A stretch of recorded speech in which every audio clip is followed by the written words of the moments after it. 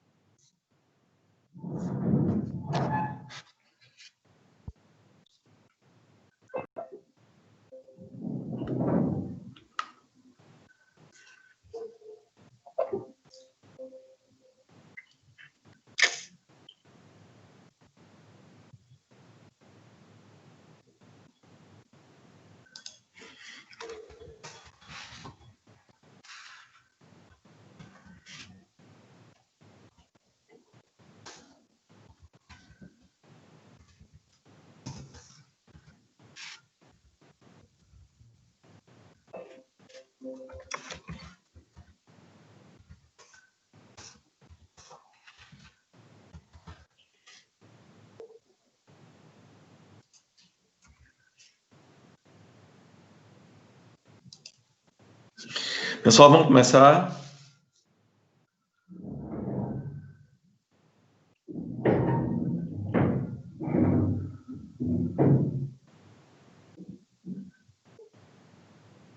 Oi, vocês estão me escutando?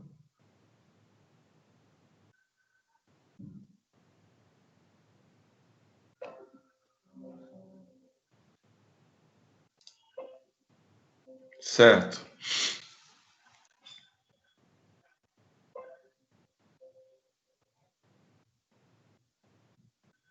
Ok. Alguém entra no microfone, liga o microfone aí, por favor, para falar comigo.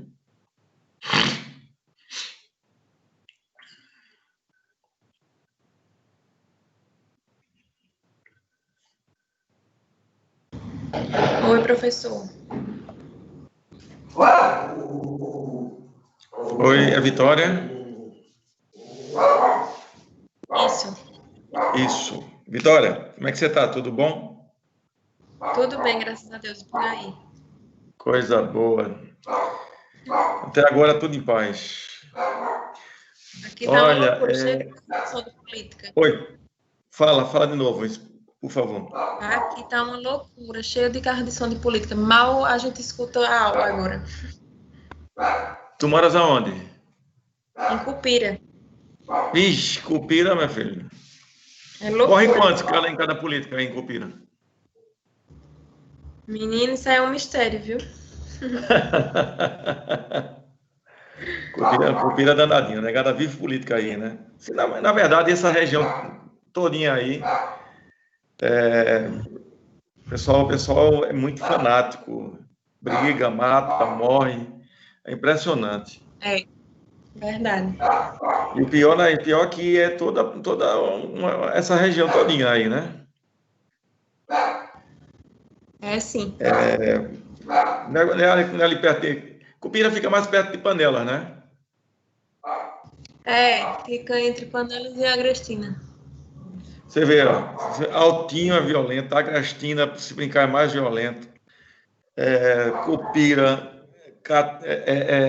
Panelas, e sai por aí. Eita regiãozinha danadinha. O povo gosta de política, viu? Uhum. Mas é isso mesmo. Aqui está acontecendo coisa, imagina, em estado pequeno. Menor do que. Pequena não, menor do que Caruaru, né? Caruaru também é pequeno. Olha, vocês estão tendo prática, Vitória? De alguma matéria? Desse período que a gente tá agora, a primeira, para algumas pessoas, é amanhã. Foi dividido em 3 grupos. Começa amanhã, É, A Ariane também é de Cupira, sim. Ela já está defendendo a terra dela aqui. É, Olha, aí vocês vão ter prática de quê amanhã? de prótese. Aí como é que vai ser, mais ou menos? A tua turma Professor, isso aqui eu tem não sei. 40. Vai ser. Tá dividido em 3 grupos, aí amanhã só vai uma parte das pessoas. Ave Maria, meu Deus, eu tenho que falar com o Alexandre. As suas práticas já tem previsão, não? Eu vou terminar aqui, vou mandar mensagem para. Eu tava procurando o número dele para mandar uma mensagem para ele. Eu vou mandar, assim que terminar aqui, vou mandar uma mensagem para ele, que eu quero falar com ele com uma certa brevidade. Até mesmo para concluir as práticas do semestre passado, né? Do laboratório. Esse semestre seria só clínica. Só clínica. Vocês. Mas tem que ter um laboratório antes. Eu falo e repasso para a Micaele. Viu? E aí, vamos lá? Quem é que tem dúvidas? Eu estou aqui, aposto. Se eu puder responder, eu respondo. Se eu não puder, a gente dá um tempinho, eu dou uma filada boa aqui. E a gente responde.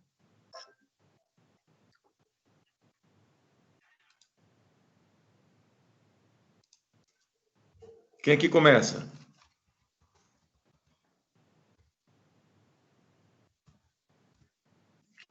Ó, vê.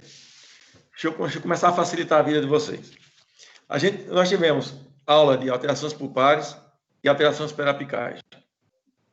Tá certo? Tivemos aula de microbiologia, tivemos aula de medicação intracanal e depois de risogênese completa. Não foi assim? Em Vitória? Foi, professor. Certo. A Maísa já respondeu aqui também. Então, vamos lá. Eu vou dando o pontapé inicial, tá certo? E dando umas deixas para vocês entrarem, né? Estou vendo que o pessoal ou não tem dúvida, ou tem vergonha de dizer que tem dúvida, ou então tem vergonha de até descrever. Mas vamos lá. Bom, hoje de manhã surgiu uma dúvida em relação às alterações pulpares crônicas.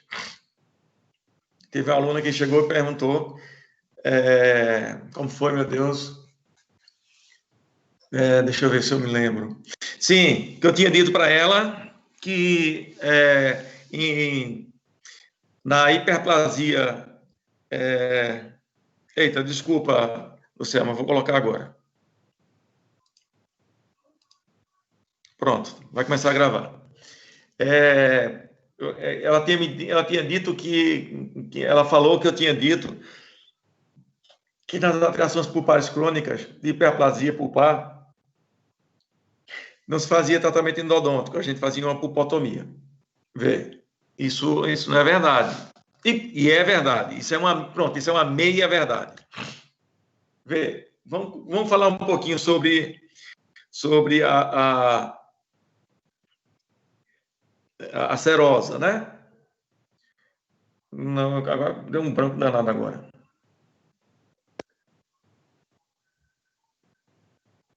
Como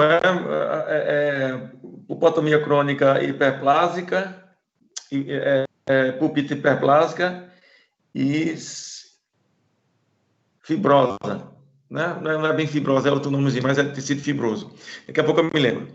Aí a hiperplásica é um tecido altamente inflamado, tá? Muito irrigado, que sangra com maior facilidade.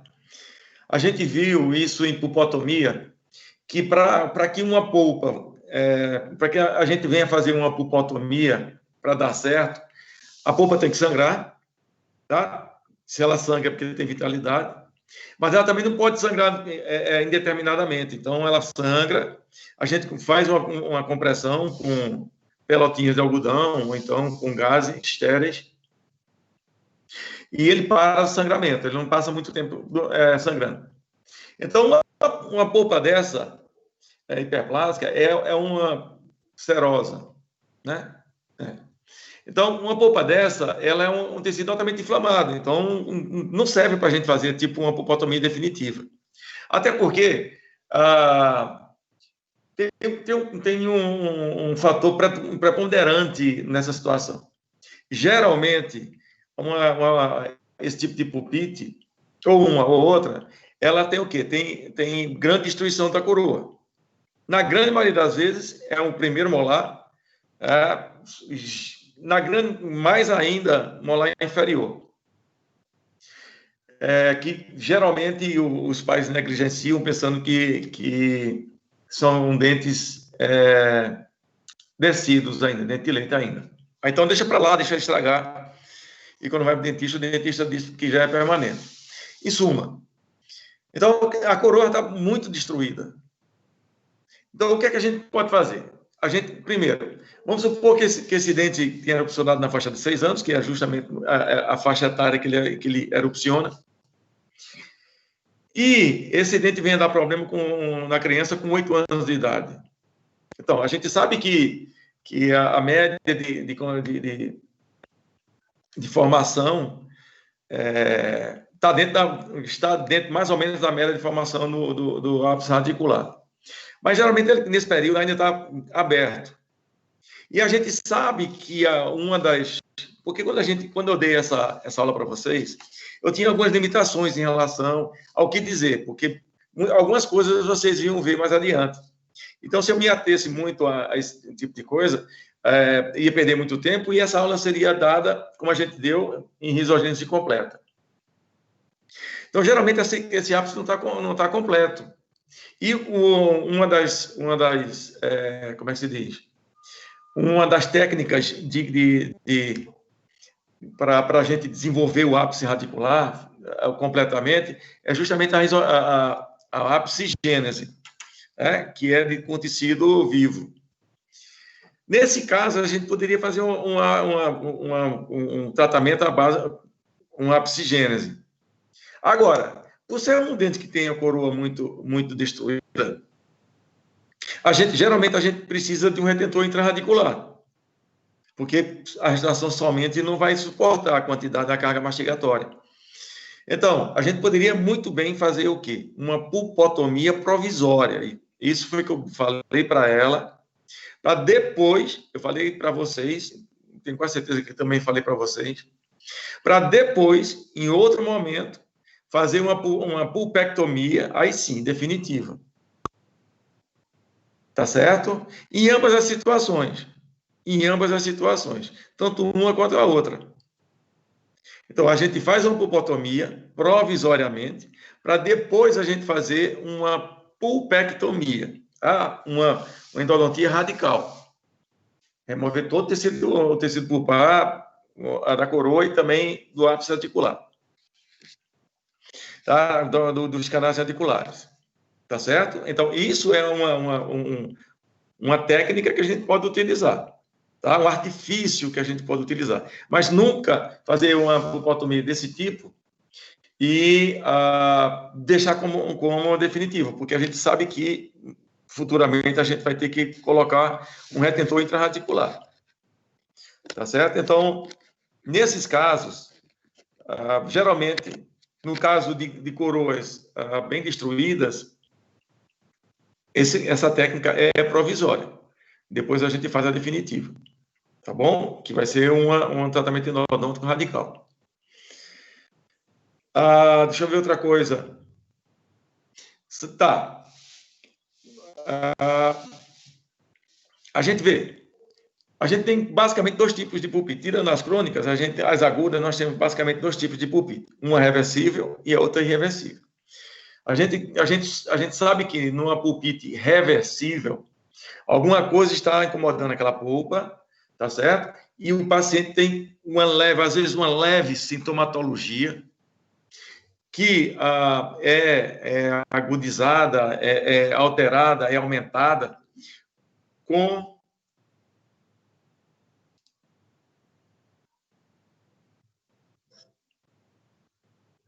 Tudo bem, eu falo sim.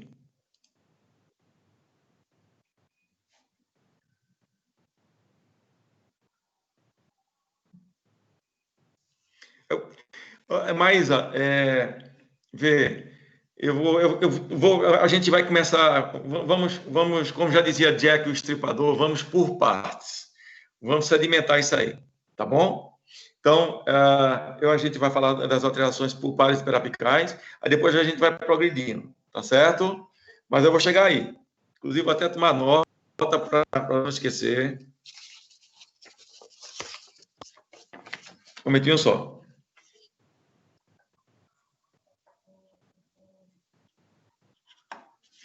Anacorese, né, Ariane?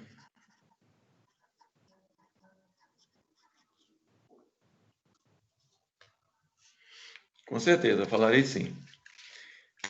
Quem tiver dúvidas assim, pode dizer que eu vou anotando aqui e a gente vai comentando.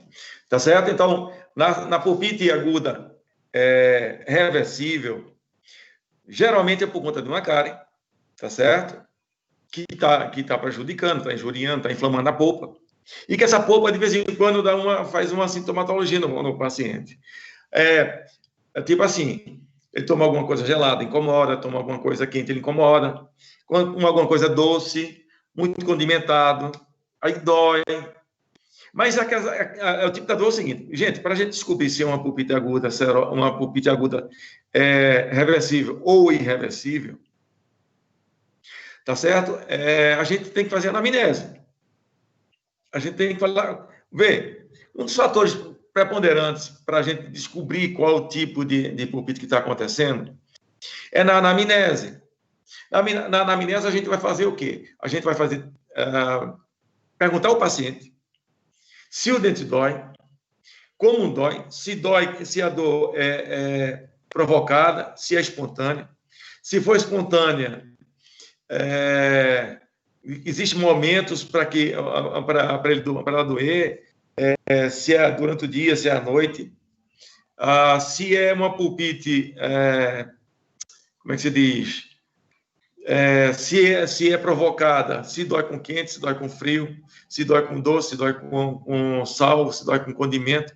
Então, isso aí tudo a gente tem que saber. A gente tem que coletar do paciente, a gente tem que perguntar de uma forma tal que ele consiga responder. Tá certo? Beleza. Agora, em que situação, diante disso aí que eu falei, vamos supor, o paciente chega assim, doutor, vê, o dente dói. Como? Dói quando boto água gelada em cima. Beleza. Passa muito, veja como é importante isso aí. Primeira coisa que você tem que falar para o paciente é, tá, tudo bem, dói com frio. Agora, a dor persiste por muito tempo? A dor perdura por muito tempo? Quando você tira aquele agente causador da dor, o dente fica doendo por muito tempo? Se ele responder não, é rapidinho, tirou, sei lá, o sorvete da boca, o picolé, sei lá, tirou da boca, então ele volta quase que rapidamente à normalidade. Gente, isso é um dado altamente sugestivo. Altamente sugestivo. Isso é um dado tão sugestivo que daí, diante disso, a gente já praticamente fecha o diagnóstico. Que vai ser o quê? Uma pulpite reversível. Por que eu digo que seria uma pulpite reversível? Porque na pulpite irreversível, essa dor perdura por 1, por 2, por 3, 5 minutos. Enquanto que na pulpite reversível, você tira aquele agente causador e aquela polpa cessa, quase que de imediato.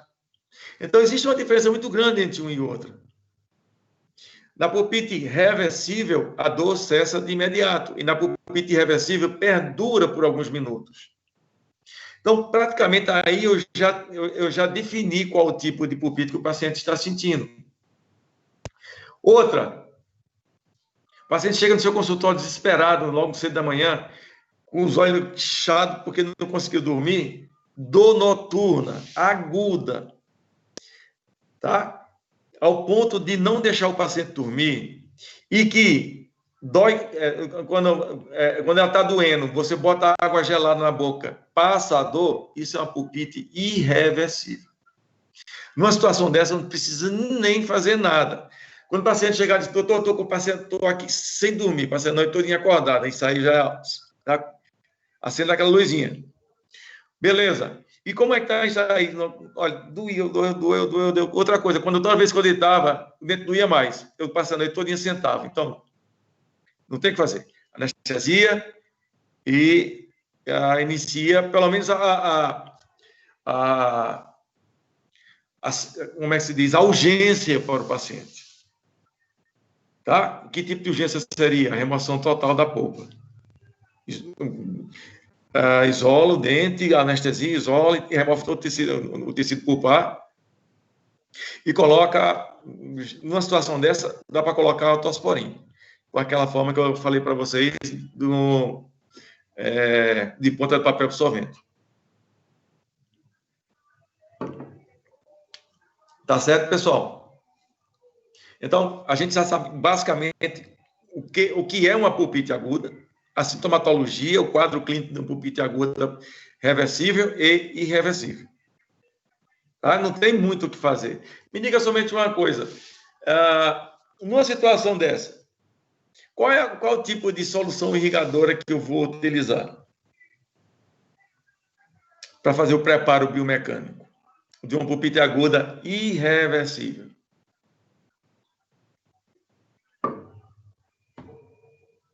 Alguém sabe?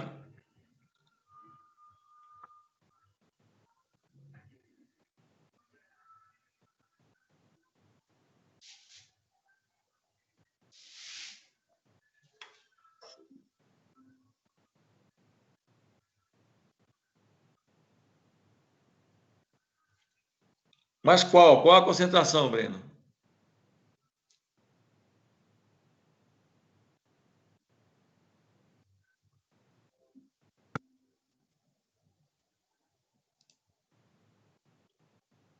Breno, vê. Antigamente a gente tinha 4 tipos de concentração de hipoclorito de sódio. E ainda tem 3 hoje.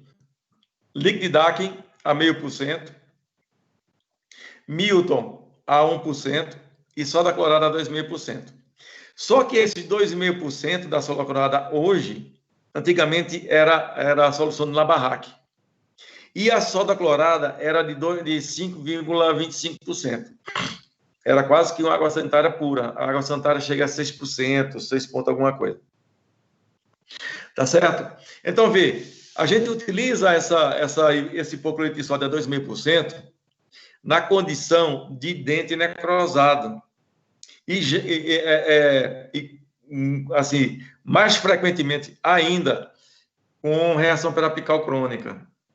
Então, o ideal, Breno, é o Milton a 1%. Vê, na pipopectomia, existem 2 tipos de solução irrigadora que a gente resolve isso aí. É Milton, tá? E clorexidina, a 0,2%, então a 0,12%. Tá certo? Então, qualquer uma dessas 2 soluções serve para dente com vitalidade. Nós vamos padronizar assim. Logicamente que no livro, se vocês responderem condizentemente com o livro, na prova, eu concordo.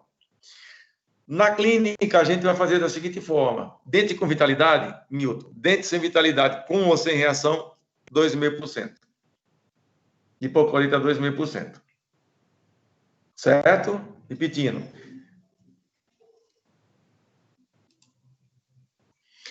Então, repetindo, dente com vitalidade, clorexidina, ou então hipoclorito de sódio a 1%. Dente sem vitalidade, com ou sem reação periapical, clorexidina ou hipoclorito de sódio a 2,5%. Mas aí você me diz assim, professor, me diga uma coisa, mas se não tem reação periapical, geralmente não tem bactéria dentro do canal. Aí, se lembra da aula de microbiologia, que em torno de 15 dias após a necrose da polpa já começa a infestação. A clorexidina pode ser a 0,2, a 0,2, ou então a 0,12, viu, Maísa? Qualquer uma das duas.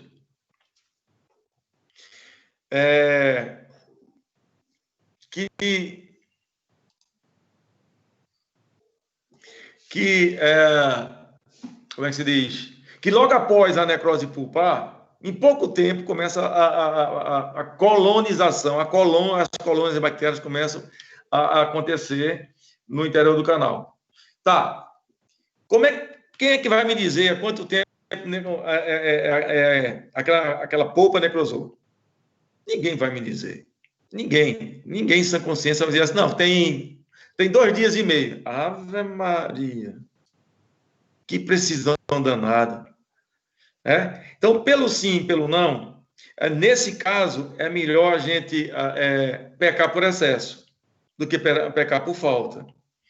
Porque muitas vezes a bactéria anaeróbia que está ali já está presente no terço apical, mas como ainda ela não está assim, uma colônia muito extensa, ainda não teve a oportunidade de fazer uma destruição óssea a nível apical.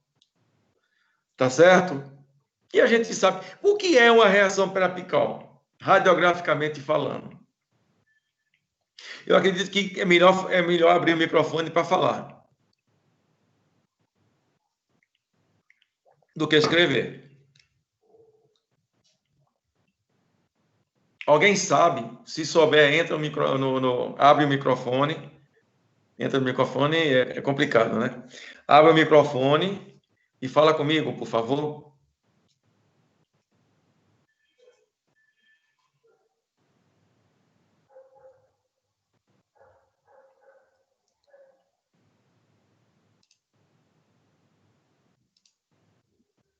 Você sabe, Ariane? Vitória, Breno, Maísa.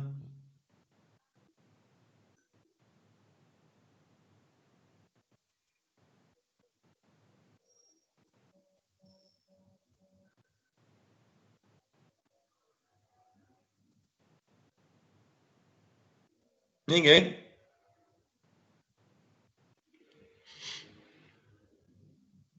Bom, vamos lá. Já que ninguém fala, então eu vou falar.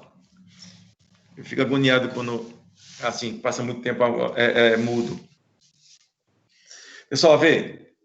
Para que ocorra uma reação periapical, tá bom? Tem que haver bactéria. Mas aí você vai dizer assim, mas professor, esse dente está com a coroa totalmente fechada, não tem nenhuma restauração. E não tem nenhuma cárie. Como é que esse dente... E tem uma reação periapical.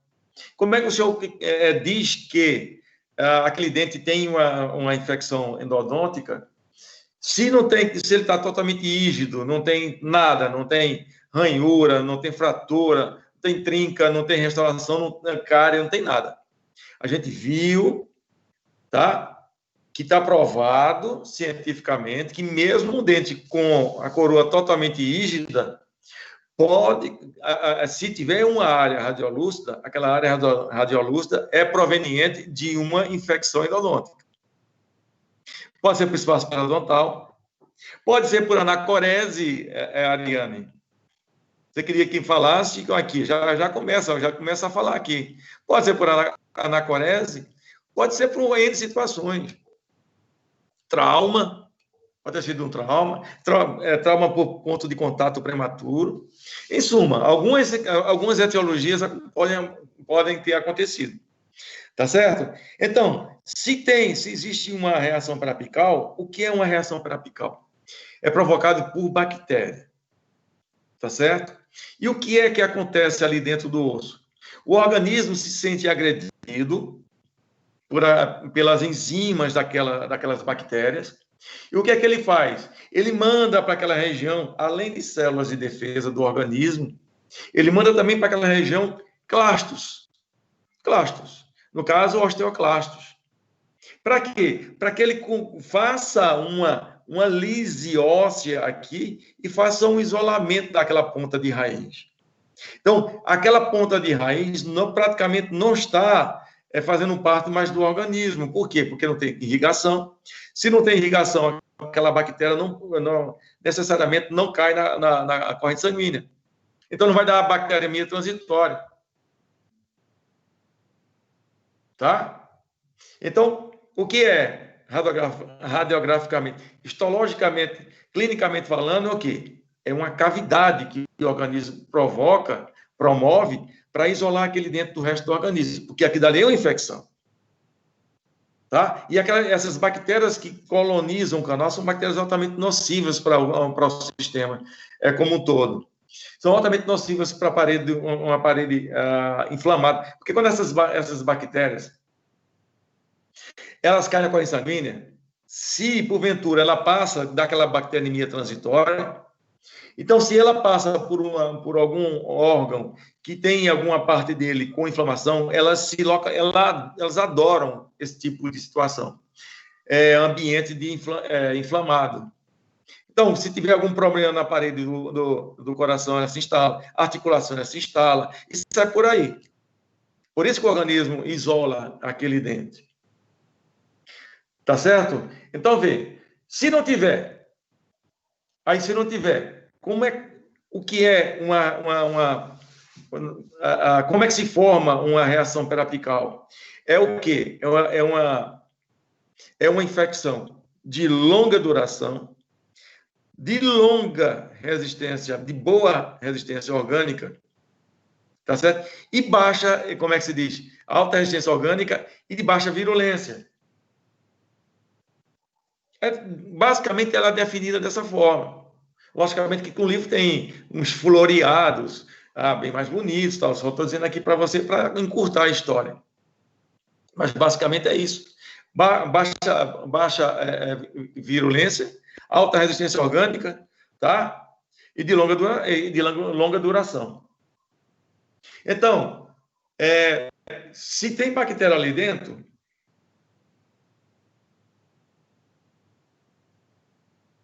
que pode...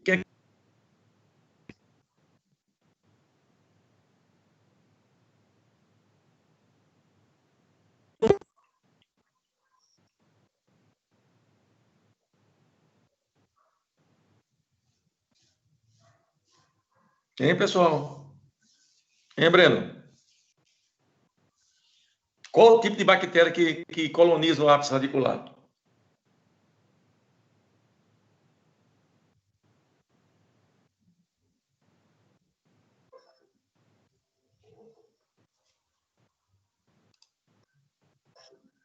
Anaeróbia. Então, vê. Essa bactéria ela pode estar começando, são anaeróbias estritas, tá? Só tem ali naquela região.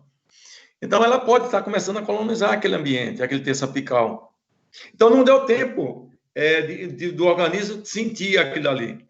Então, por conta disso, a gente vai trabalhar sempre da seguinte forma.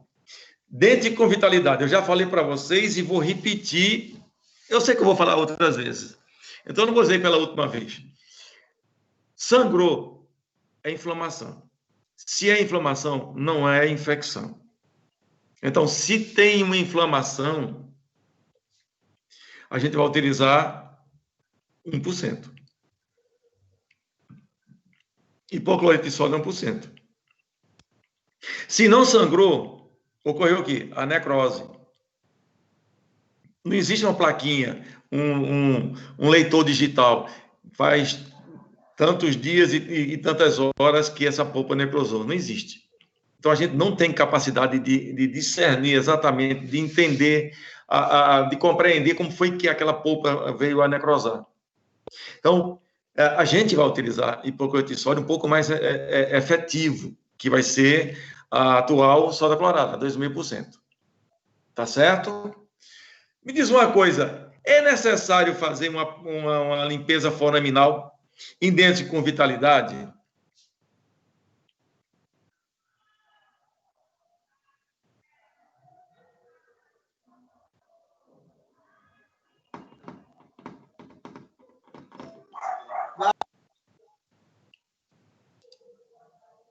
Depende de quê, Breno?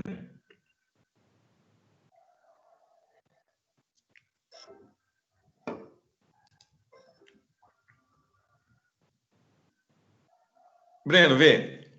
Ariane tá aqui dizendo que sim. É feito o gringo, né? Perosim, peronom. Assim, vê. Se você chegar para mim Sérgio, você faz limpeza foraminal, você pelo menos faz patência foraminal em dentes com vitalidade? Eu digo, faço. Agora, não é desconfiando que aquele coto pulpar esteja com defeituoso, esteja inflamado, que ele possa vir a necrosar futuramente. Não. É da seguinte forma, existe, veja,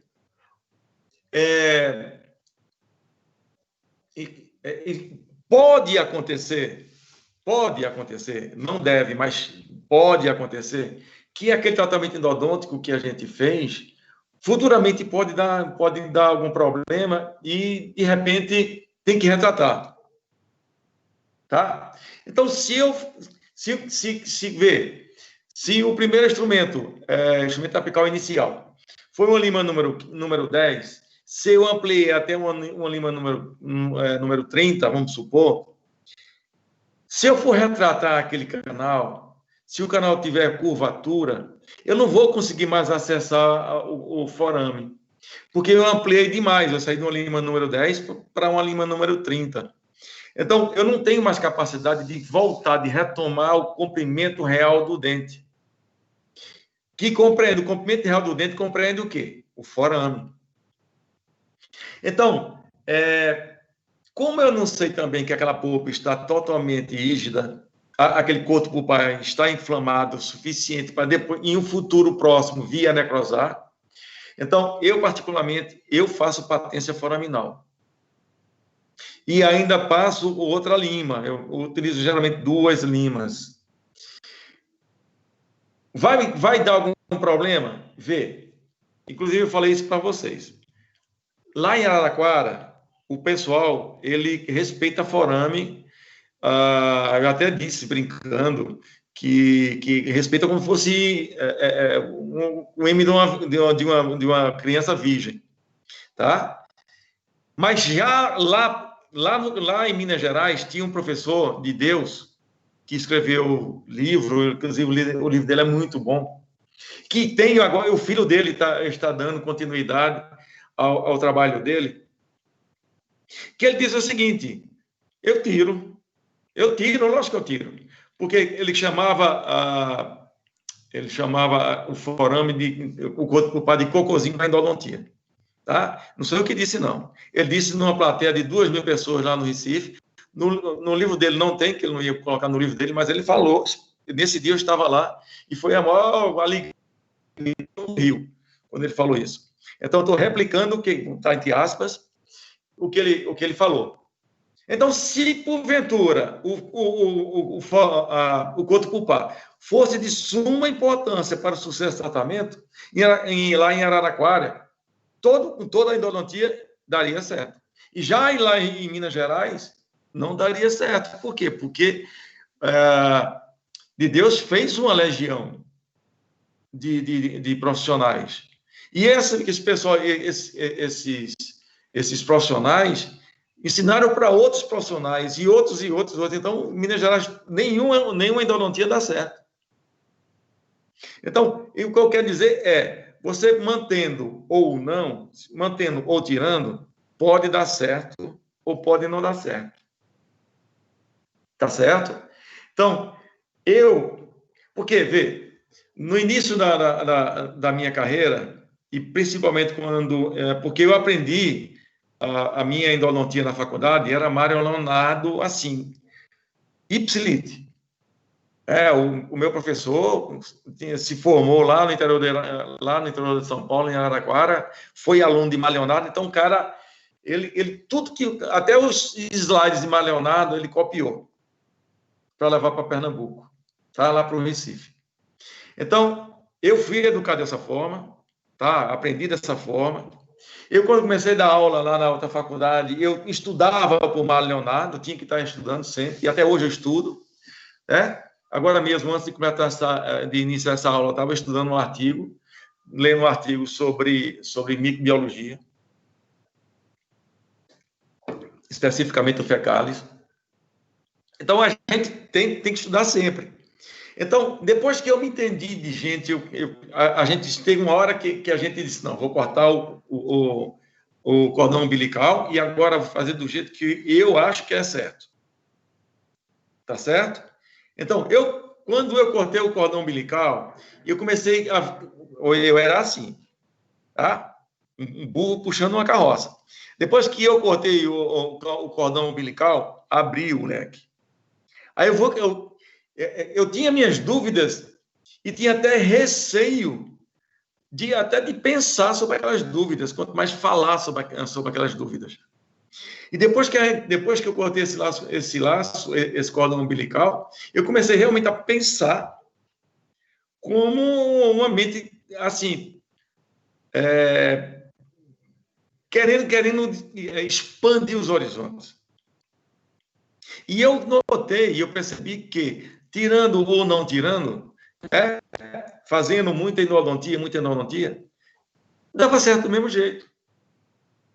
Então, voltando ao meu questionamento inicial, tira-se ou não tira-se? No livro de Leonardo, ele diz que não tira. Então, se eu colocar uma questão na prova, então, se vocês forem fazer uma prova para algum concurso, esses concurseiros, essas provas de concurso, geralmente eles seguem a linha de Leonardo, porque Leonardo fez uma legião de profissionais que seguem a linha de Araraquara. Inclusive, sexta e sábado vai vir o neto de Leonardo aqui para Caruaru, lá no Trade Center. Vai ter um curso com ele. Tá certo? E que na parte da manhã eu vou até organizar, vou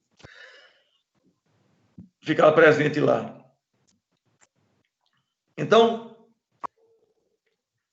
se vocês forem fazer uma prova, com certeza vai ter isso aí, tá? Falando sobre esse assunto. Então, vocês vão marcar do jeito que vocês estudaram no livro. Tá bom? Mas saibam vocês que, clinicamente, você tirando ou não tirando, o tratamento vai ser igual. Viu? O tratamento vai ser igual.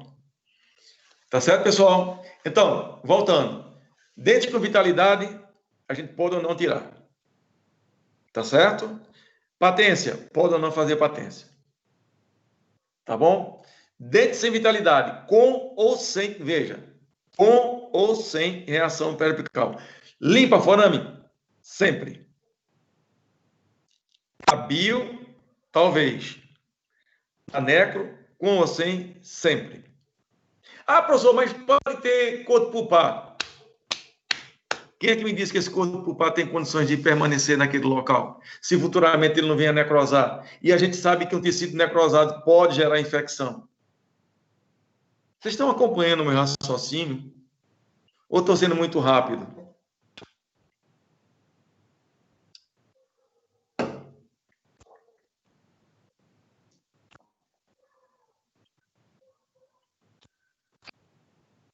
Sim ou não? Certo, Luan?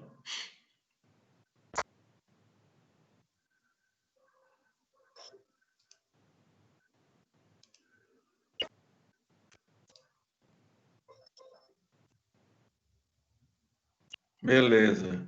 Eugênia, sim. Maísa, quando eu começo a falar sobre alterações pulpares e periapicais, Maísa, eu ligo, eu boto uma primeira e vou-me embora. É impressionante. Eu fico fissurado, eu fico falando pelos cotovelos. Mas é verdade. Eu fico falando, e eu quero que vocês acompanhem meu raciocínio. Tá certo? Eu quero que vocês acompanhem meu raciocínio. Tá? No livro a gente faz uma coisa, mas na clínica a gente pode fazer de outra. Tá legal? No livro a gente pode responder uma questão do jeito que está no livro. E na clínica a gente pode responder igual a que está na cabeça de Sérgio Murilo. Ou um ou outro. Ou faz do jeito que o livro recomenda, ou então faz do jeito que Sérgio Murilo recomenda. Eu não quero fazer, como é que se diz? Como é que se diz? Uma legião de Sérgio Muriano. Tá certo? Mas é gostoso a gente eu tive um ano passado, eu tive numa festa de colação de grau do segundo lado do diocesano, e eu encontrei um casal de amigos meus, que eles estudavam juntos e casaram. Eles me viram e fizeram uma festa. Professor, pô, me deram um abraço, eu já tinha tomado umas 3 ou 4. Aí, eu disse, oxe, o que vocês estão fazendo aqui? Não, porque fulano, a gente foi convidado, porque o filho de fulano, não sei o que, tá isso, mano. A gente estava conversando, passou mais de meia hora conversando. Esse professor, tem tanta coisa que eu faço do jeito que o senhor falou, professor, que eu não recomendo, que eu não sigo pelo livro. Assim, que o senhor falava sempre na sala de aula desse jeito. Isso, para mim, é muito gratificante. É muito gratificante. Então, eu não quero que vocês sigam o Sérgio Murilo, eu quero que vocês decidam o que é certo e o que é errado. Tá certo? Sérgio Murilo tem uma certa experiência, e vocês não têm nenhuma ainda. Vocês vão começar... Eu estou dando a oportunidade de vocês decidirem, eu não estou amarrando vocês a nada. Tá bom? Então, retomando, só para a gente passar para outro assunto. Dente com vitalidade, na literatura é uma coisa, na clínica pode ser outra. Limpa forame, passa 1 ou 2 limpas, faz a patência. Pelo menos, veja, se você diz, não, mas eu vou fazer pelo menos uma patência. Gente, a partir do instante que você faz uma patência, você desorganiza aquele tecido. Aí sim, se você fizer uma patência, aí você vai ter que fazer a limpeza foraminal. Aí eu pergunto para vocês, me veio agora na cabeça uma coisa que, inclusive, eu acredito que eu devo ter falado no momento dessa aula. Se você faz uma sobre instrumentação, se você está no limite, o dente tem 22 milímetros, eu estou trabalhando com 21, de repente, quando eu vou ver lá no curso, eu estou com 23 milímetros. Então, se a gente for pelo livro, eu estou com 1 milímetro dentro do osso. O coto pulpar já foi embora. O coto pulpar já voou. Então, você diz assim, eita, esse dente não presta mais não. Eu vou extrair esse dente, porque eu estraguei o coto pulpar. Será que isso é verídico? Lógico que não. Se a gente faz uma sobre-instrumentação por um descuido e o tratamento endodôntico dá certo, então eu caio na lógica de Deus. De que, limpando ou não limpando, o tratamento, o seu sucesso não vai ser na remoção ou não do coto pulpar. Certo? E dente com necrose pulpar com ou sem reação, sempre limpa forame. Toda vez. Certo? Toda vez limpa forame. Gente, vamos passar um pouquinho para alterações perapicais. A gente sabe que nas alterações perapicais a gente tem alterações agudas e alterações crônicas. Não é verdade? Me diz uma coisa. Uma alteração crônica pode doer? A gente sabe que alterações crônicas não dói. A gente descobre, a gente vai fazer uma radiografia de um dente vizinho, a gente descobre que o outro está com uma reação perapical. E o paciente nunca sentiu nada. Será que uma reação perapical crônica pode doer?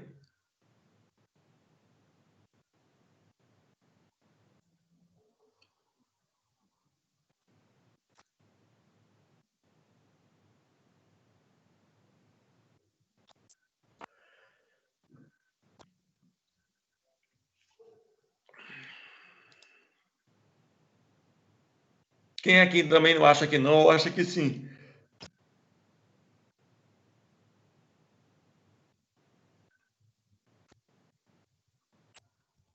Só Breno fala, só Breno se expressa.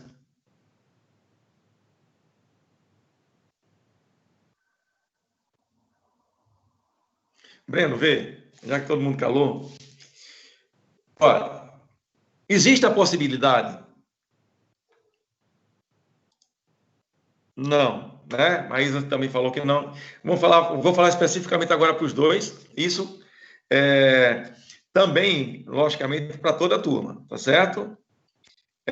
Vê, assim, se eu tenho um dente com uma reação perapical crônica, se porventura a reação orgânica desse paciente o sistema imunológico dele altera, diminui, o que é que vai acontecer? O que é uma reação periapical crônica? É um equilíbrio que existe entre a resistência orgânica do paciente e a quantidade de bactéria que tem ali no interior do canal. Se a resistência orgânica cai, o que é que vai acontecer? A quantidade de bactéria vai subir. Será que essa quantidade de bactéria que vai aumentar de uma hora para outra, Maísa e Breno, será que não vai afetar a região apical? O que é que vocês acham?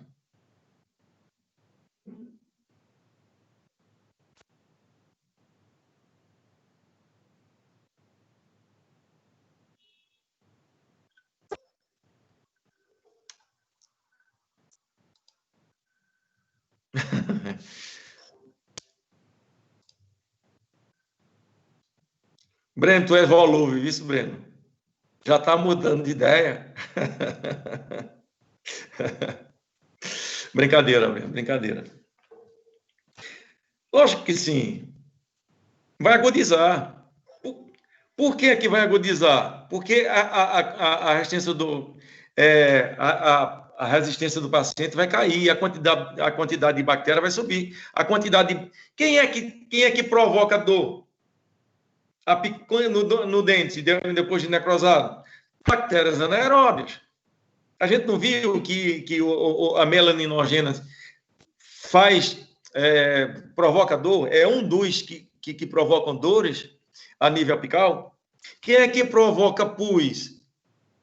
Quem é que provoca pus? Bactéria anaeróbia. Então, se a quantidade de bactéria anaeróbia aumenta, logicamente que vai extravasar pelo ápice. E essas bactérias vão provocar uma reação periapical do tipo aguda nessa região. E quem é que sabe como é que se dá o nome desse tipo de situação?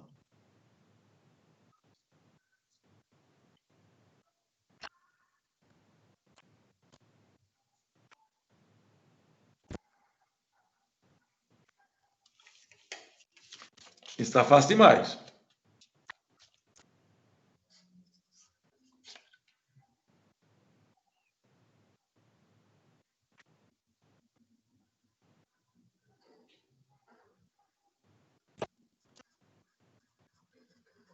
Ninguém?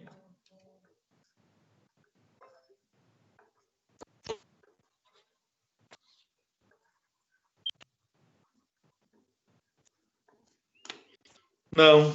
Se já tem uma lesão periapical, Bruno, tá? E a gente sabe que reação periapical ou lesão periapical não vai incomodar. Mas se ela dói, como é que se dá o nome dessa patologia? Existe uma lesão periapical, essa lesão periapical de repente incha, de repente começa a doer. Como é que se dá o nome dessa alteração de situação? De uma crônica para uma aguda.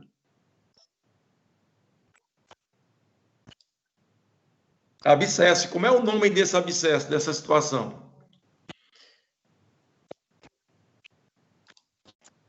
Abscesso fênix, flare-up. Então, existe a possibilidade de uma reação periapical, de uma lesão periapical crônica, agudizar. Tá? Basta somente acontecer qualquer coisa. Durante o processo, durante o preparo biomecânico, na hora que a gente não neutralizou direito, na hora que a gente vai passar uma lima, se essa lima ultrapassa o forame, eu digo, tipo assim, eu vou limpar o forame. A primeira lima que você colocar no interior do canal, vai logo limpar o forame, e se tiver necrosado, e se tiver uma reação periapical, logicamente que aquele, com certeza, vai agudizar o processo. Você vai logo prescrevendo um antibiótico para o paciente que ele vai inchar o rosto. Se não inchar, é porque o cara tem uma resistência orgânica muito, muito, muito alta. Tá certo? Então, como é o nome de um processo desse? Abscesso fênix.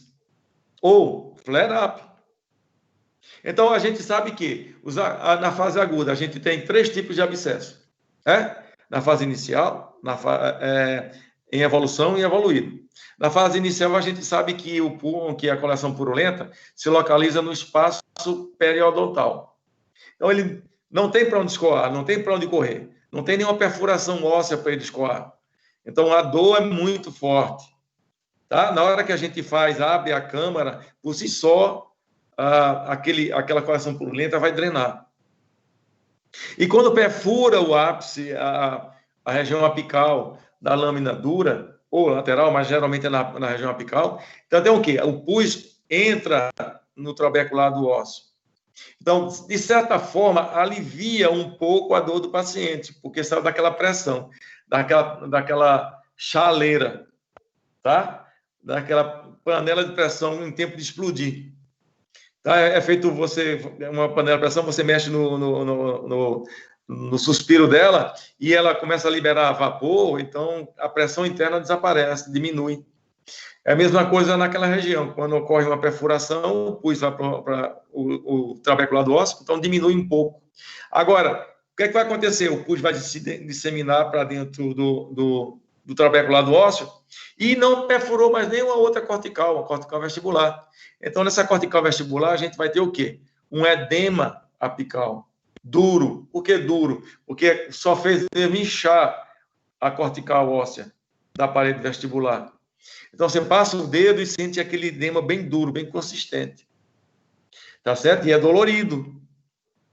Então, isso aí já está na fase em evolução.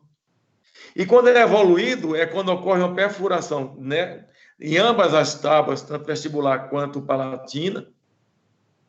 Lembrar daquela radiografia, aquele trabalho que foi feito, que ele deixou o miolo do osso todo, da mandíbula toda, tirou todo o trabeculado ósseo e ninguém viu nada, ninguém conseguiu distinguir uma radiografia da outra. Por quê? Porque não perfurou em nenhuma cortical.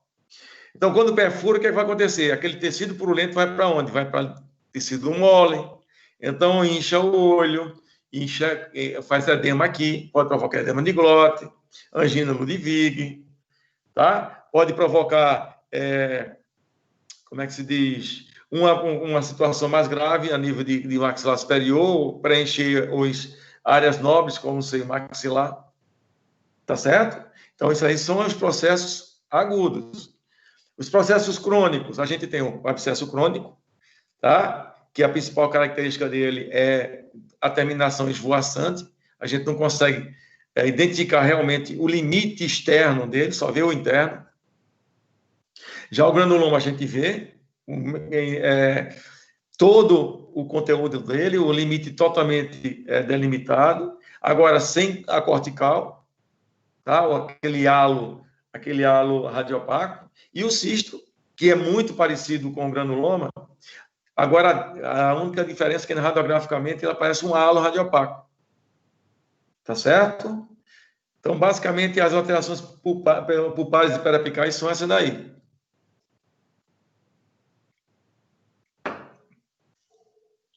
Alguém com dúvidas?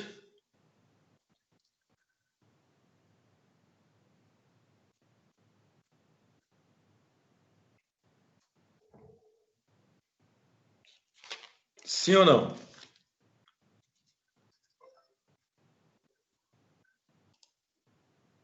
Mas eu me desculpe por ter falado rápido, mas é porque quando começa a falar disso aí, vixe,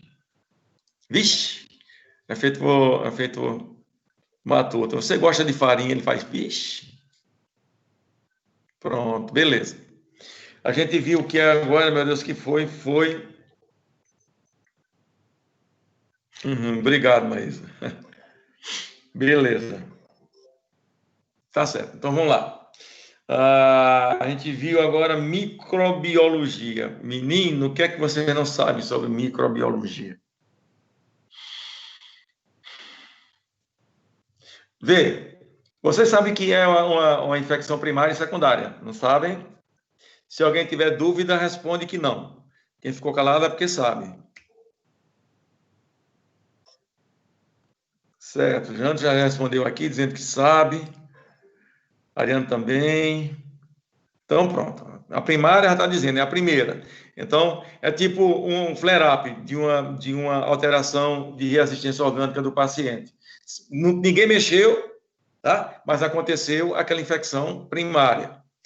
A secundária é quando o dentista vai lá e mexe, tipo como eu falei, eu vou limpar o forame, primeira lima que eu coloco no interior do canal, em um canal com bactéria, e eu coloco uma lima para fazer a patência, e, como é que se diz? e acontece de agonizar.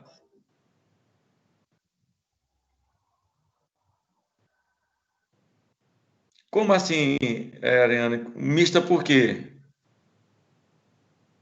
Eu vou falar de novo, Vitória. Não se preocupe. Ariane, por quê? Tá certo, mas eu falo. Infecção mista. Veja, eu realmente eu não estou entendendo o que você está querendo colocar aí. Porque existe viu, Vitória? Oi, Deixa eu fala, falar. fala. É porque quando eu estava vendo pelo seu slide, aí tem, assim, infecção primária. Aí tem dizendo, o primeiro tópicozinho é infecção mista. Tá. Numa situação dessa, a gente vê o quê? Ou pode ser só na aeróbia, ou pode ser, como é que se diz, aquela fase como é que se diz, de transição entre a aerobiose e a anaerobiose. Tá certo? Então, pode ser uma infecção estritamente endodôntica, ou pode ser em outra situação, associada a outro tipo de situação, tá certo? Então, isso aí pode ser uma infecção mista. Mas, basicamente, a primária é porque o dentista, viu, Vitória? A infecção primária é aquela que acontece espontaneamente. Tá? Ocorreu algum processo, aumentou a quantidade de bactéria, caiu a resistência orgânica do paciente, tá certo? Então, essa é uma infecção mista. Desculpa, primária. A secundária é quando o dentista vai manipular alguma coisa, tipo, eu vou fazer uma endodontia de um dente com polpa viva, tá?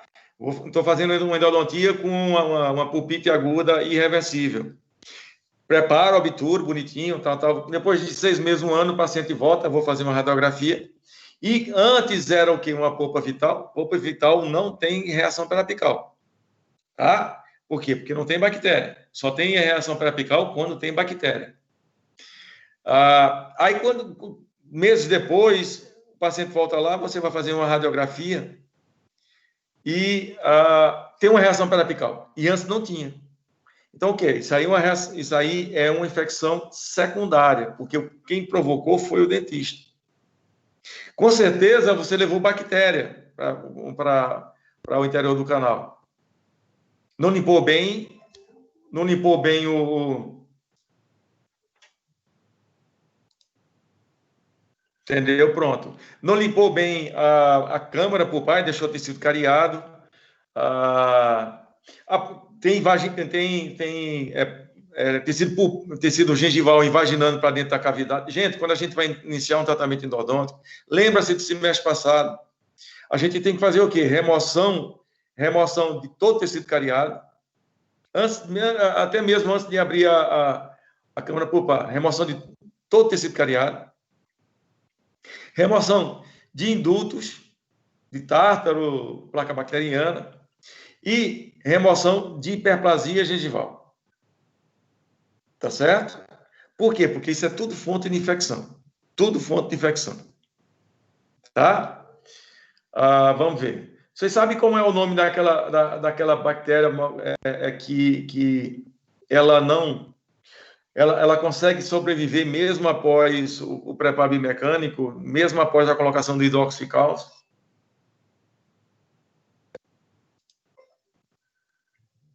Correto, Ariane. Correto, Breno. Beleza. Gosto de ver. Tá? Estou gostando de ver vocês agora. Viu? Por quê? Por que ela sobrevive? Veja, preste atenção. Qual a bactéria que está quase sempre presente como é que se diz? Em retratamento. Quando a gente vai retratar um canal, quase sempre ela está presente. É ela uma das autoras de perpetuar aquela infecção, ou mesmo provocar uma infecção quando antes não existia. Qual é a bactéria que fica lá? Que está sempre presente numa situação dessa?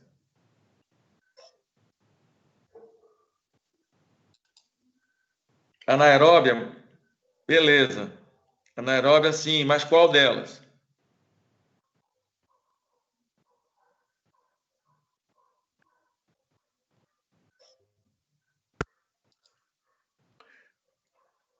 Qual a bactéria? O nome da bactéria, Ariane? Você se lembra?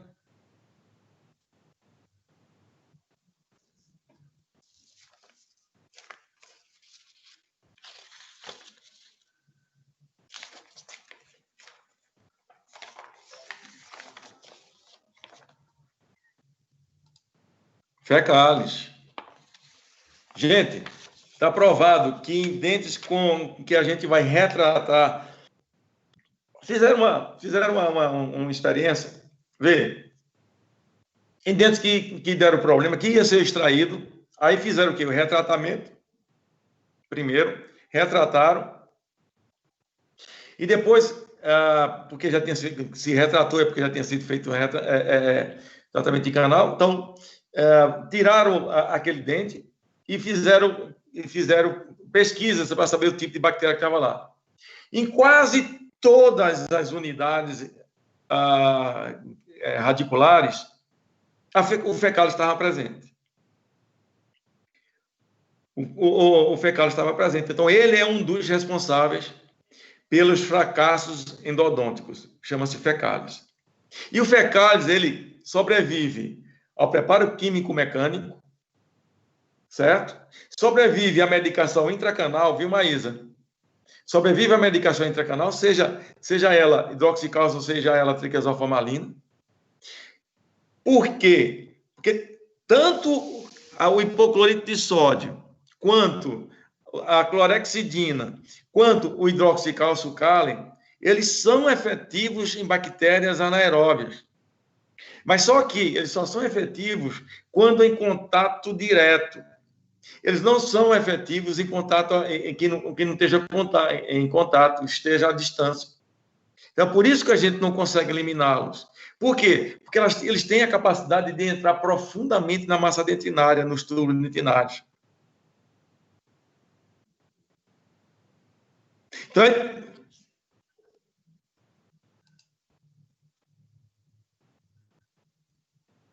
eles estão lá, Breno. Eles estão lá, no intestino grosso. Vê, agora, falando um pouquinho de anacorese, pode entrar aqui, viu, Ariane? Assim, o que é uma anacorese?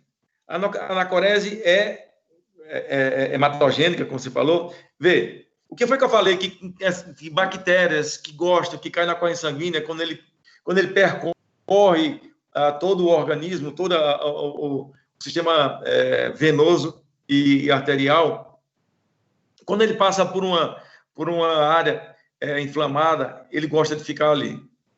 Vê, imagina, se você tem uma pulpite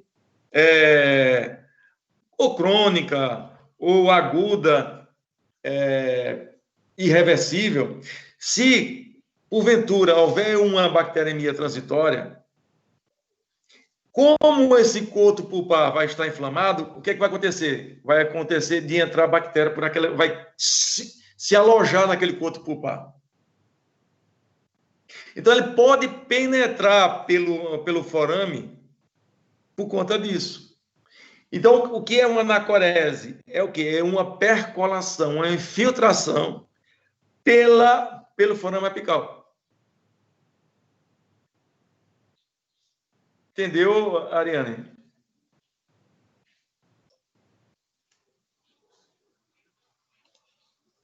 Joia. Pronto. Tá? Então, como eu estava dizendo, aí já vou entrar no que mais me pediu, de medicação. Quais são as medicações mais utilizadas na endodontia? Hidroxicálcio, tá? Geralmente na forma de cálice, tá bom? E o triquezoformalina. Tá? Ambos trabalham em bactérias aeróbias e anaeróbias. Ambas. O hidroxicálcio, ele tem em 3 veículos: viscoso, aquoso e oleoso. Não é assim que a gente estudou, né? Então, qual a diferença do hidroxicálcio no veículo aquoso para o veículo viscoso? Qual a diferença?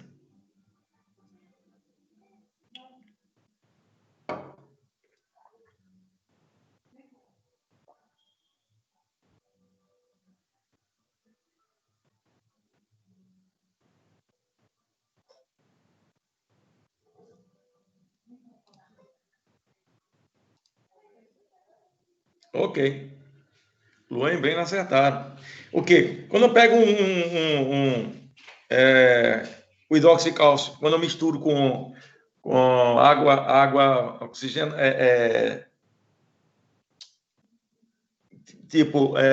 eu vou falar do anestésico, que o anestésico é o que a gente mais utiliza e que é um pouco mais efetivo. A gente mistura ele com água destilada, com anestésico, o que for, mas o anestésico, que é mais prático, tá certo? O que é que acontece? A gente coloca no interior do canal, tá certo? E qual a principal característica dessa situação? Ele libera de uma vez só assim muito hidroxila, muito íons metálicos, íons cálcio, tá certo? De uma vez só. E depois cessa, acabou tudo. Em uma semana acabou tudo. Enquanto que no oleoso e no viscoso, principalmente o oleoso pode passar até 6 meses, o viscoso 2 meses, que é o Kali, ele vai liberando lentamente. Lentamente. Então, ele vai eliminando aquela região, assim, suavemente. Tá certo? Então, qual o melhor material para medicação intracanal? O Kali. Indiscutivelmente é o Kali. A gente usa a triazolformalina? Usa pela praticidade. Mata do mesmo jeito. Tá certo? Mata do mesmo jeito. Mas a gente utiliza, assim, o melhor mesmo seria o Kali.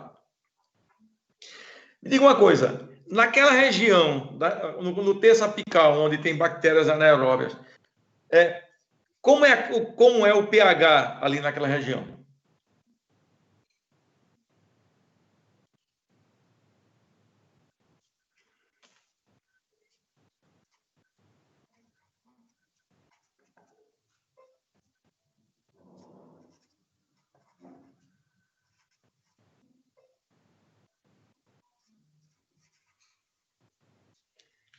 Ácido, exatamente.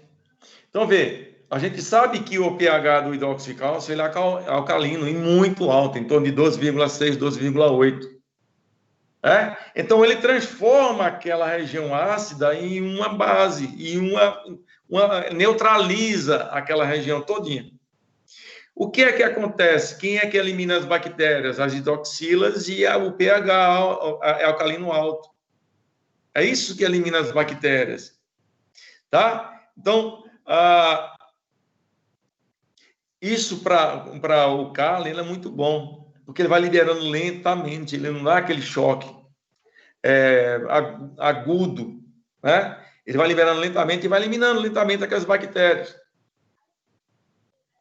Tá certo? E na segunda, por ele passar 2 meses, ele pode passar até 2 meses no interior do canal,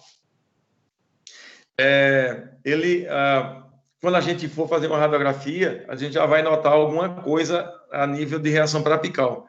A gente já vai ver alguma coisa diferente. O hidroxicálcio ele é tão bom que ele mata a bactéria aeróbia, anaeróbia, ele serve para eliminar a bactéria, serve para induzir a formação que a gente viu na última aula, né? Ele serve para induzir a formação do ápice radicular, né? Então, é um material, assim, extraordinário. Muito bom. É um grande amigo do endodontista. Um grande amigo do endodontista. Tá certo? O triquesalfamalina, ele trabalha por volatilização, tá? É um material que trabalha tanto a nível de bactérias anaeróbias quanto bactérias aeróbias e bactérias mistas também. A única dificuldade dele é que ele não faz aquela barreira que o hidroxicálcio, o cálen faz no canal principal. Tá certo? Agora me diga uma coisa, isso aí seria interessante alguém entrar falar no microfone. Já que a gente sabe que a gente não consegue eliminar todas as bactérias, como é que a gente impede que essas bactérias colonizem o canal principal? Voltem a colonizar o canal principal?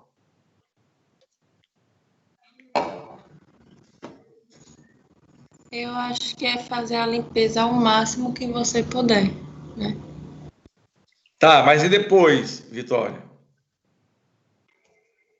A gente tem que fazer alguma coisa.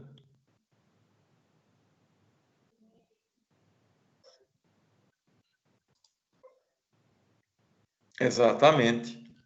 Vitória, a gente tem que fazer uma obturação perfeita, Vitória. A gente chama de obturação 3D, tridimensional. Por quê? Porque se a gente deixar espaços, se a gente deixar lacunas, espaços vazios no interior do canal, essas bactérias que sobreviveram, ela vai voltar a colonizar o canal principal. Então, por que é perigoso essas bactérias colonizarem o canal principal, recolonizarem o canal principal? Me diga, qual a importância da gente só trabalhar no canal principal e não trabalhar nos outros canais? Eu sei que a dificuldade não tem como a gente trabalhar nos outros. Isso aí eu sei, isso aí eu entendo. Mas por que a gente trabalhando somente no canal principal, eu resolvo o tratamento endodôntico? Eu consigo sanar aquela infecção crônica. O que é que tem de tão importante nesse canal principal?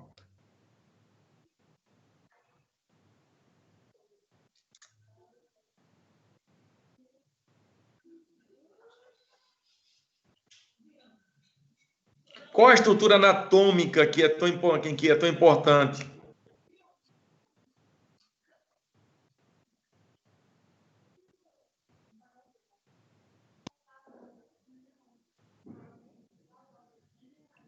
Tem, pessoal? É um chute.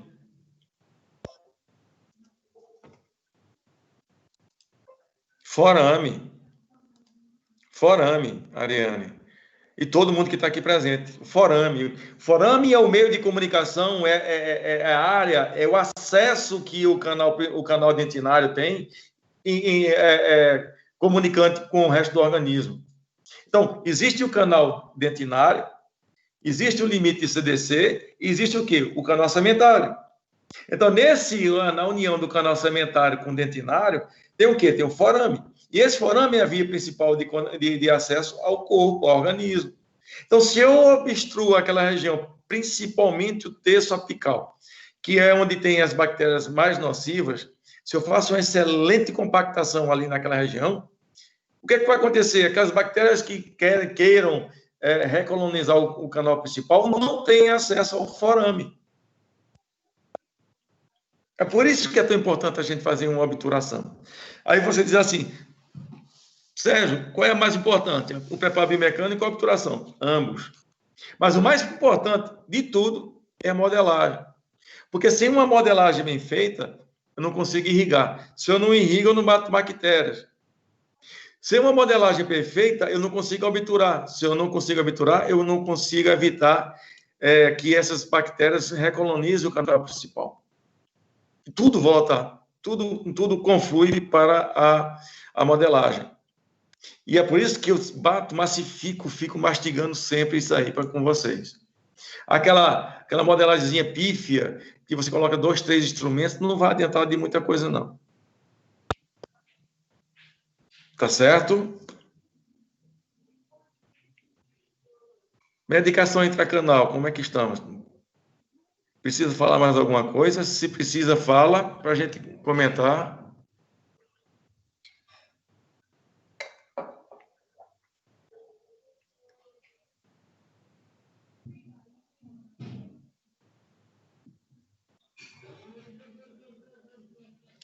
Vocês têm mais alguma dúvida?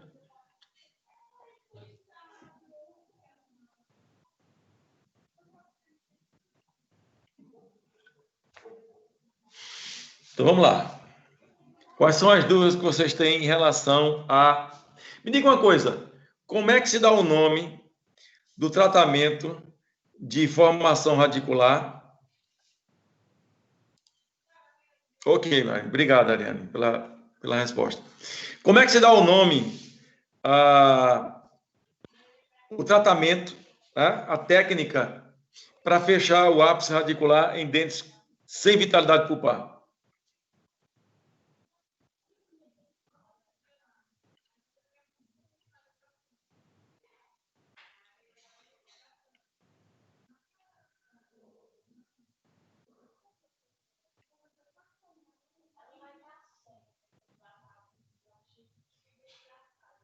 Hein? Como é que se dá o nome da técnica?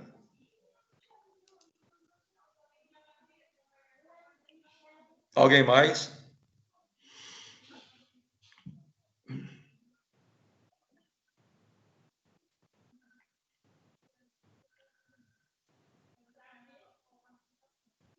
Luan, vê. Os nomes são muito parecidos. Eu, particularmente, às vezes eu me confundo, né? Agora nem tanto, mas no início eu me confundia muito, eu ficava sem saber exatamente o que fazer.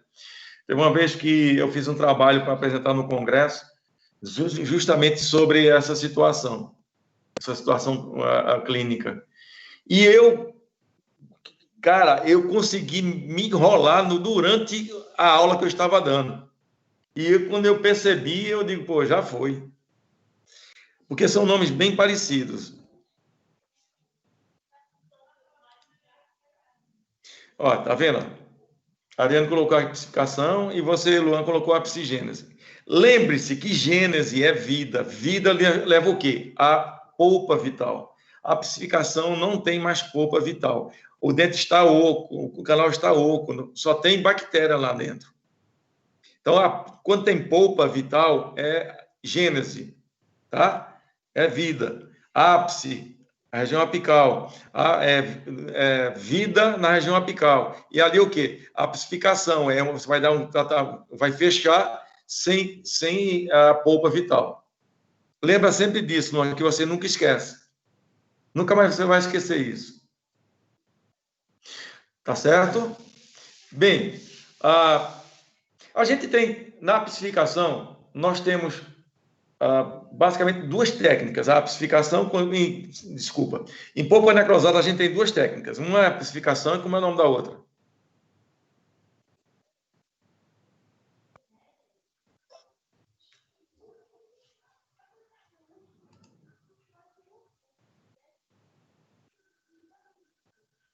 O cone enrolado a gente coloca tanto na psificação quanto na psificação, correto. Porque na psigênese a gente vai fazer ou pulpotomia ou a proteção pulpar direta ou indireta. Tá certo, Ariana? Então, com o cone enrolado a gente só coloca na psificação. Então, a gente tem, para polpa necrosada, a gente tem a psificação e a revascularização, que a Ariane falou aqui agora. Exatamente. A diferença de uma para outra, qual é?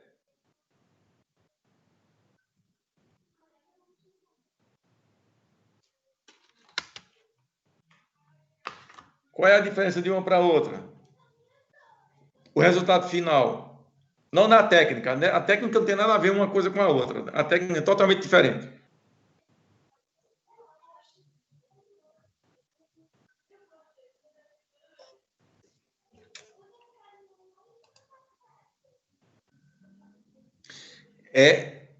É uma das. Tem outra, Ariane. A revascularização realmente devolve vida à polpa. Ele, como eu digo, quando eu fico brincando, ressurge, ele dá vida a mortos. E a nível anatômico, tem alguma diferença? A anatomia da radiografia, da raiz? Fortalece mais. Estou puxando por você, viu? Vai, Ariane, tá quase. Em relação à anatomia da raiz, mentaliza uma e outra.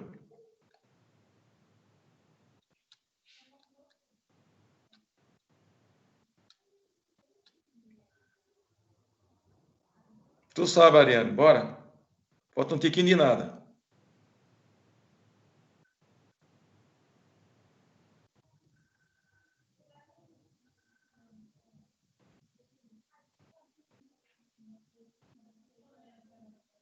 Em relação à anatomia radicular, Ariane.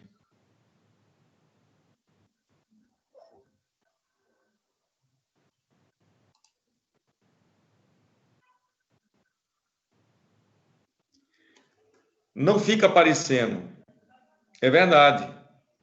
Na apicificação, a raiz, ela não desenvolve até o final, ela não forma a anatomia real de uma raiz. Então, ela faz o quê? Ela forma aquela que chama cúpula de igreja gótica.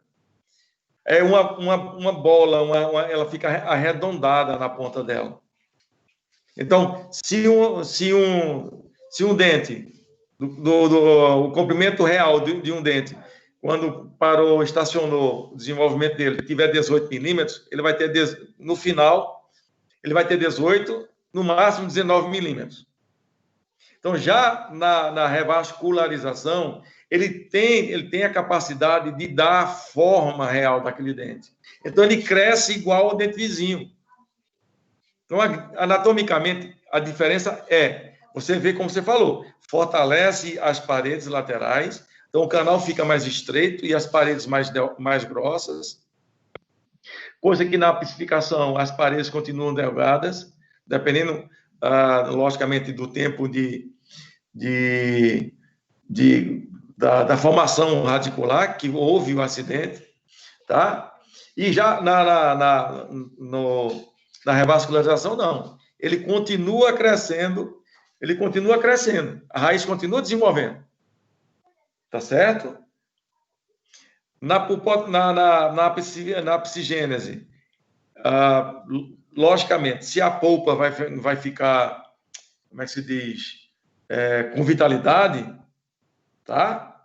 Se a polpa vai ter vitalidade, então a raiz consegue desenvolver tudo por completo. Então fica o tamanho de um dente normal. Tá certo? Aí eu falei na pulpotomia, não foi? Aí eu falei também que na pulpotomia, o contato direto com o hidroxicálcio forma uma ponte, aquela ponte de dentina, né? Uma barreira entre a coroa e o resto do canal. Tá certo? Que foi mais que a gente falou. Me lembra aí?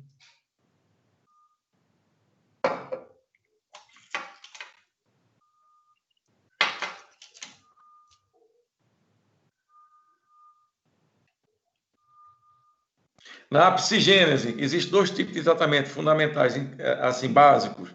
Quando ocorre uma ferida pulpar, por um acidente ou pela cárie, a gente consegue colocar o hidroxicálcio nessa ferida, ele consegue reparar isso em pacientes jovens, crianças e pré-adolescentes, tá? 12, 13, estourando 14 anos.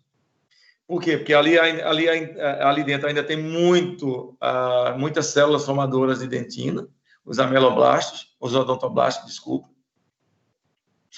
Então, tem muita ainda célula ali dentro, então ele consegue fechar aquela ferida e, com isso, a polpa fica sadia e continua se desenvolvendo, o ápice radicular.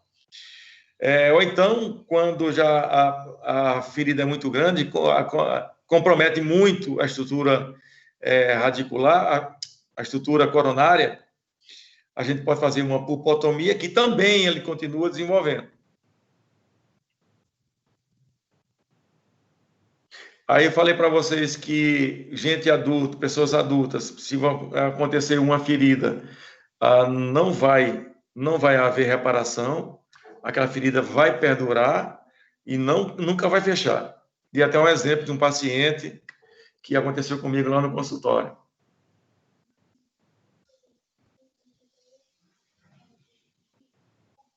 E aí, pessoal? Mais alguma coisa?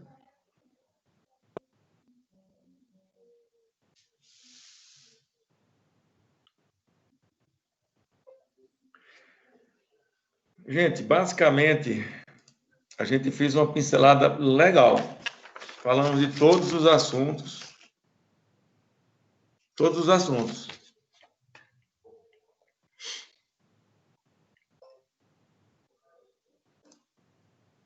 Então, que cair quando é?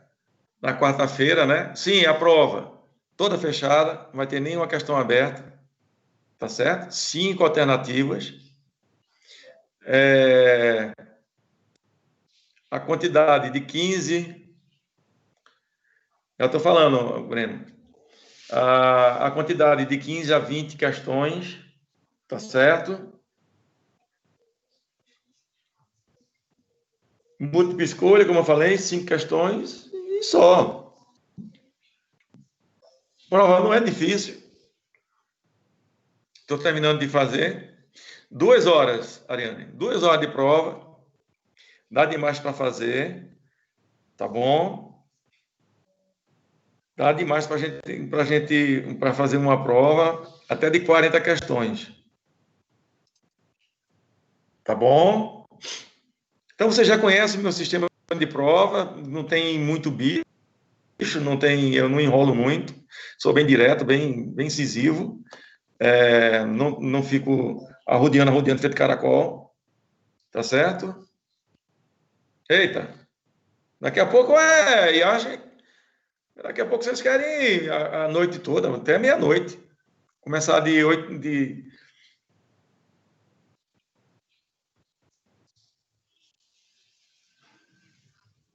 Certo, pessoal? Mais alguma dúvida?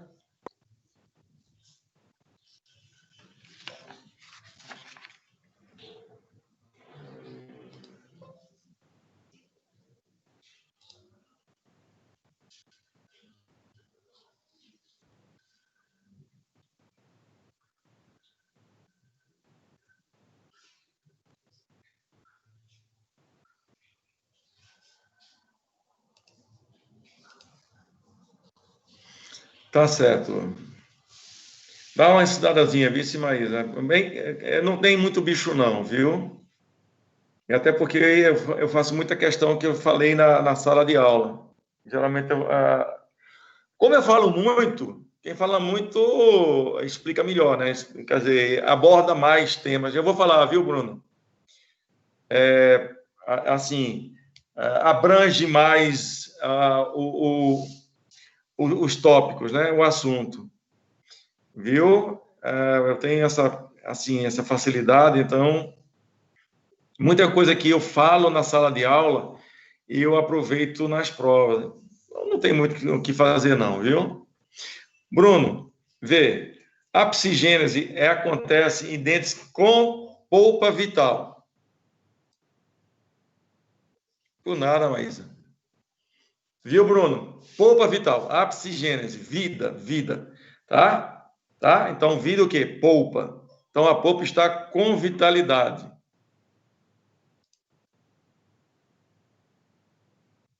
Pronto. Tá certo? Então, a polpa tem vitalidade. E a piscificação não tem vitalidade. Tá, tudo bem. Então, como é feito... foi posto aqui que um disse uma coisa, outro disse outra. Mas, lembrando, a psigênese, gênese, vida, tá? Então, é polpa vital. E a piscificação é polpa desvitalizada. Ah, não existe mais polpa. Basicamente, é grosseiro a diferença, é bem grosseira. Um tem vida e o outro a polpa está necrosada. Tá certo? Mais alguma coisa?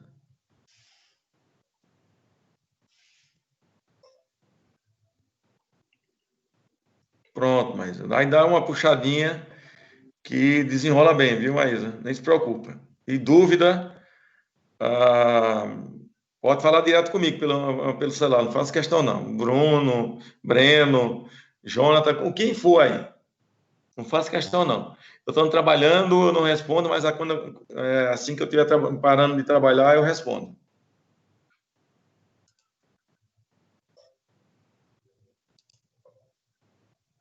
Beleza. Então, para vocês, boa noite, bom final de semana.